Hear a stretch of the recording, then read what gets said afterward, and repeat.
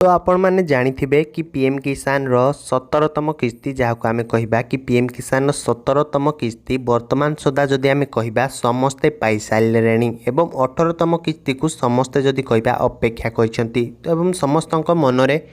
गोटे प्रश्न आसूची कि पीएम किसान रो 18तम किस्ती सरकार तरफ केबे आसीबो एवं एही अपेक्षा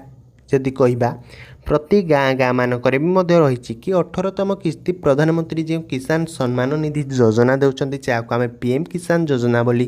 कहूचे यही पीएम किसान 18तम किस्ती केबे आसीबो पीएम किसान जदि कहवा 17तम किस्ती पर्यंत समस्त चाषी पाई सारे एवं 18तम किस्ती को समस्ते अपेक्षा करिसंती एवं यही 18तम किस्ती मु आज आपण मानकु ए वीडियो रे कहबी कि 18तम किस्ती पीएम किसान योजनार केउ दिन आसीबो बोली तो आपण माने वीडियो रे लागि रहंतु एवं संपूर्ण तथ्य आज ए वीडियो रे जानि परिबे एवं पीएम किसान रो 18तम किस्ती केउ दिन मध्ये आसीबो ए वीडियो रे आपण माने संपूर्ण भाव रे जानि परिबे तो आपण माने देखंतु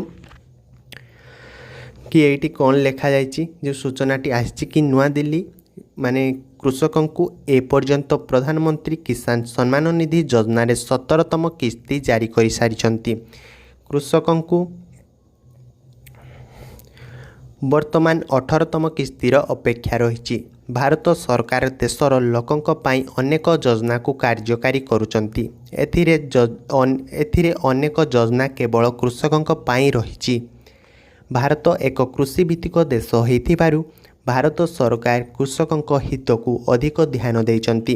एथिपाई सरकार समय समय कृषकों पाई भिन्न भिन्न योजना मान नहीं आसंती 2019 भारत वर्ष सरकार कृषकों को आर्थिक सहायता देवाई एही योजना आरंभ करथिले